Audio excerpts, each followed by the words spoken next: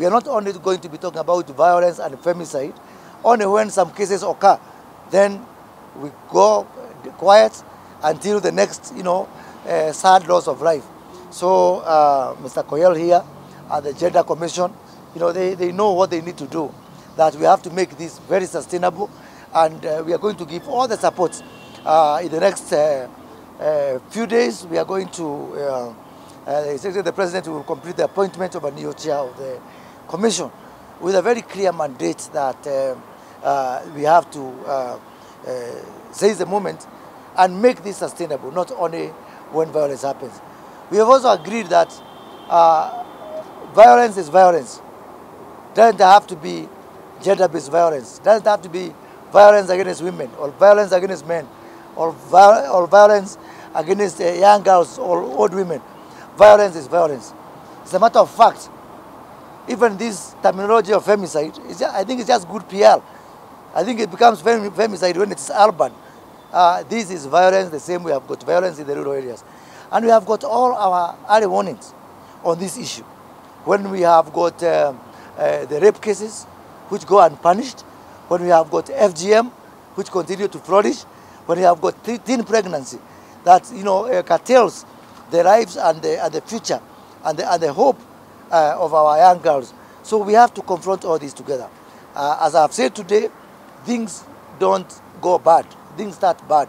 And things start bad when we start ignoring the early warning signs of violence and making violence morally acceptable. We have all to work together to make violence unacceptable.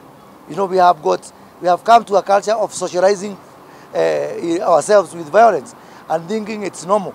And to the men in this country, I want to talk to all the men as a fellow man. Violence is not a weapon of power.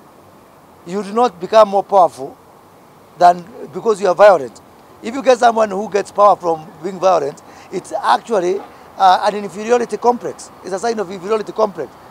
Violence cannot be an instrument of power, and violence cannot be an insignia of prestige and status. So we have to approach it from that point of view and work together.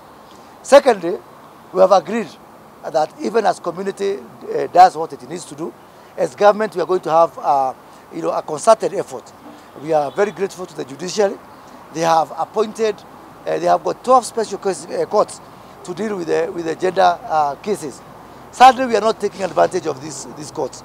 We have agreed that the State Department for Gender and the State Department for Interior, they are going to work together to ensure that our police reporting lines, the 991s, the 999, are also used to report crimes on femicide and gender-based violence. Because this is ultimately crime, and crime has to be punished. And in this respect, I also want to plead with the media. Once we do what we need to do, and we punish the people, the culprits, please be as eloquent. Give us equal prominence, the same kind of prominence you give to cheap politics. Can we see you now giving space to advocate, to actually have a name and shame on the people who are committing violence, especially against our women. We are also aware that most of these crimes are taking place in the short-term rental spaces, what people erroneously refer to as Airbnb. Airbnb is an otherwise very reputable company, global company. But what is happening in Kenya has nothing to do with Airbnb. It is people going to spaces, offering tourism services without proper regulation and license. And the government has agreed, and you'll see that going through cabinet very soon, that anybody who is offering these short-term rental spaces must be licensed by the Tourism Regulatory Authority. They must operate on a platform, not sending money from each other using mobile money. They must operate from a platform that is recognized by the Communications Authority, so that you can have a footprint of these spaces. This is not, it is good to have expansion of our tourism spaces, but we are not going to allow them to be murder scenes for committing banda against our people. And finally, let me say that most of these cases are also occasioned by cases of mental illnesses and other disturbances. We are now rolling out our social health scheme, our universal health care, and our CHPs, our community health providers, as they map people with hypertension, with diabetes, with other illnesses, they're also going to map out people with mental illnesses so that we stop confronting an enemy whom we don't know.